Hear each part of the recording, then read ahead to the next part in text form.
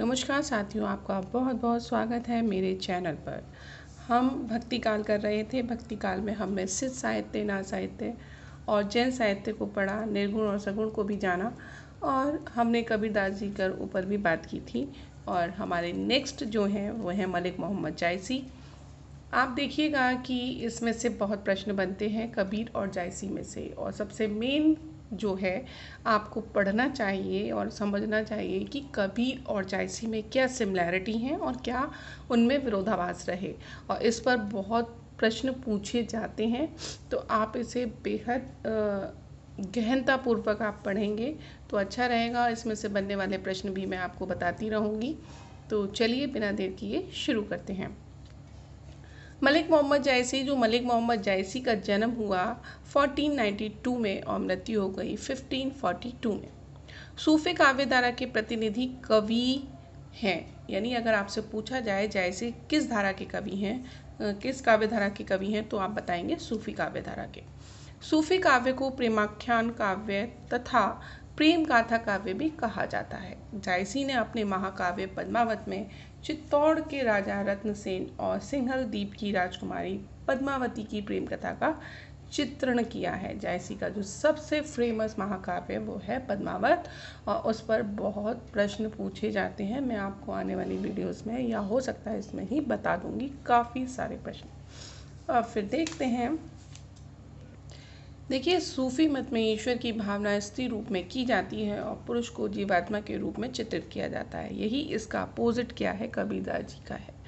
इसलिए पद्मावत में रत्नसेन जीवात्मा का और पद्मावती परमात्मा का प्रतीक है। रत्नसेन के द्वारा पद्मावती को प्राप्त करने के लिए किए गए प्रयास जीवात्मा के प्रयत्न हैं, जो परमात्मा को पाने के लिए किए गए हैं। जायसी ने इश्क मिजाजी यानी लौकिक प्रेम के माध्यम से इश्क हकीकी यानी अलौकिक प्रेम को प्राप्त करने की विधि पद्मावत में बताई है।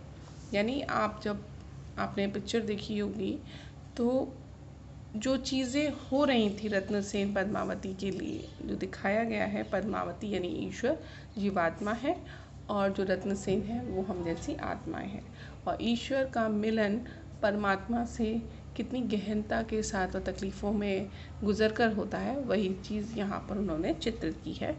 सूफी साधना के 4 मुकापात यानी पड़ाव हैं: शरीयत, तरीक़त, हकीकत और मार्फियत। इन्हें पार करने के बाद ही जीवात्मा तक पहुंचा जा सकता है। पद्मावती रूपी परमात्मा का तेज सर्वत्र व्याप है। रवि शशि नखत दिपही, ओही ज्योति रतन पदारथ नामिक मोती। पद्मावती का अलौकिक सौंदर्य वस्तुतः परमात्मा का ही सौंदर्य है। नैन जो देखा कमल था, निर्मल नीर सरीस, हंसत जो देखा हंस या दसन ज्योतिनक हीर।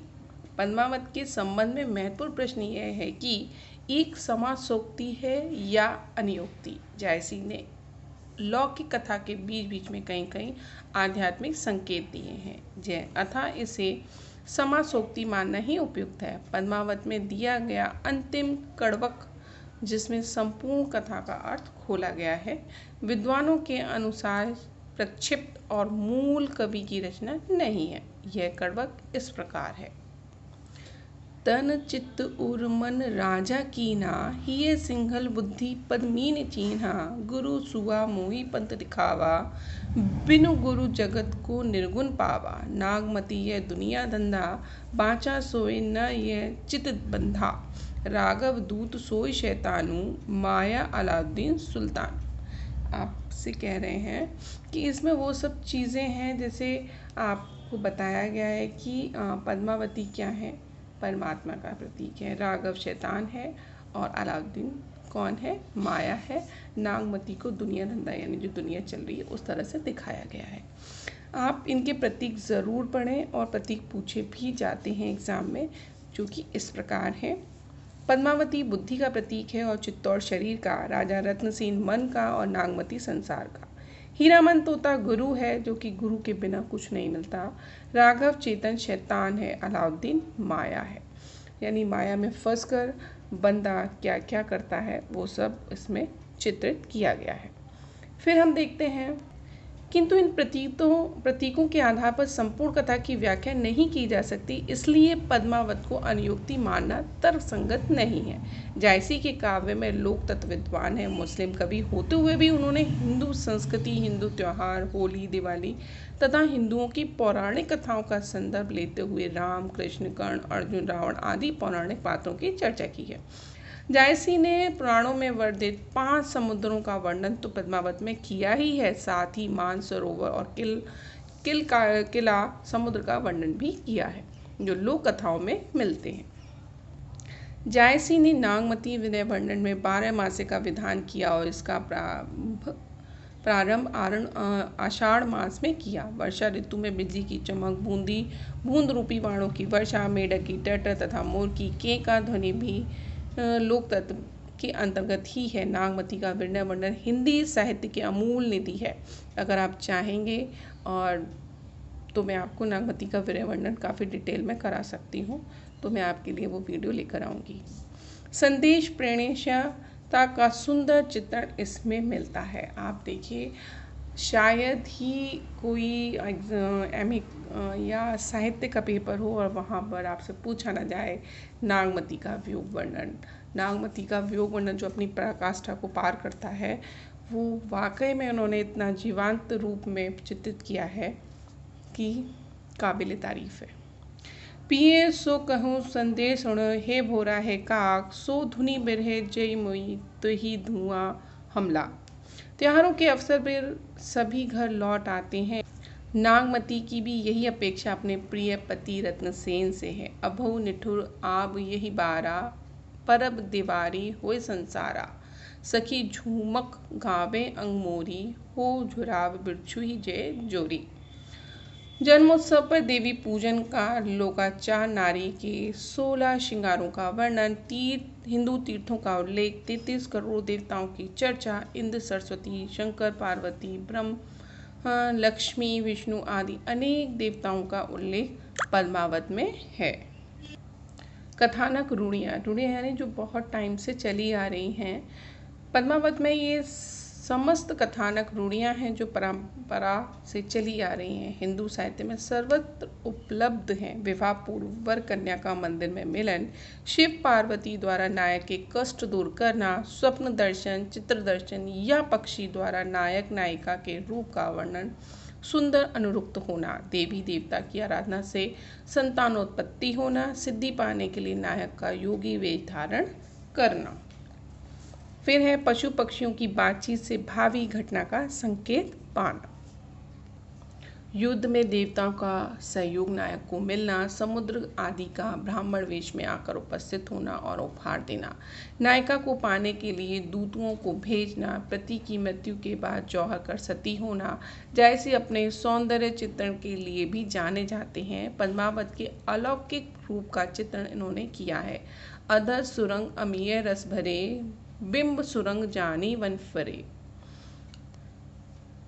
शायद ही आप जब इनके पद्मावत को पढ़ेंगे तो आपको लगेगा कुछ ही चीज़ इन्होंने ऐसी छोड़ी होगी जो इन्होंने अपने नायक और नायिका को इतना उभारा है। इसके लिए शायद मेरे शब्द कम पड़ेंगे। जब कभी इसके बारे में मैं लेकर आऊँगी आपके लिए वीडियो, तब आप उसे समझ पाएंगे। पद्मावत में वस्तुत वर्णन के अंतर्गत वन, समुद्र, खाद्य सामग्री, घोड़ों की जातियां, यात्रा, शगुन, लोकाचार, उत्सव, युद्ध वर्णन आदि का विशद चित्रण है। इससे सामान्य पाठक की जानकारी बढ़ी। पद्मावत का प्रकृति चित्रण भी अद्भुत है। प्रायः यह उद्दीपन रूप में है। खग बिजु चमके चहु ओरा, बूंद बाण बरसे घनघोरा, दादुर मोर कोकिला पीयू, गिरे बीजू घट रहे न जो। जायसी के काव्य में श्रृंगार रस की प्रधानता है तथा स्थान स्थान पर रहस्यवादी भावना है। उनका प्रबंध सौष्ठव भी अद्भुत था। कथा के बीच बीच में वे अपनी बहुमता का परिचय भी देते चलते हैं। लौकिक प्रेम को आध्यात्मिक प्रेम का आधार मानते हुए जायसी ने पद्मावत जैसे महाकाव्य की रचना की। जायसी अवधि के महाकवि थे तथा उन्होंने अपनी रचनाओं द्वारा हिंदू मुस्लिम संस्कृति एकता का प्रयास किया। अब हम नेक्स्ट पढ़ेंगे सूरदास जी। आपको देखिए इसमें याद करने वाली चीज़ें कि जायसी का महाकाव्य कौन सा है, इनकी भाषा कौन सी है और महाकाव्य के जो पात्र हैं वो किसके प्रतीक हैं। आपको ये याद करना है, मिलाने को दे देगा, पूछ लेगा, कुछ भी कर सकता है। और आपको ये ज़रूर याद करनी है कि कबीरदास जी और जायसी एक दूसरे से भिन्न कैसे हैं या समान कैसे हैं। आपको ये पता होना चाहिए, क्योंकि अगर हम डीपली नॉलेज लेकर अपना तैयारी करते हैं तो ज़रूर एग्ज़ाम में प्रश्न घुमाकर पूछ लेता है, तो हमें दिक्कत नहीं होती।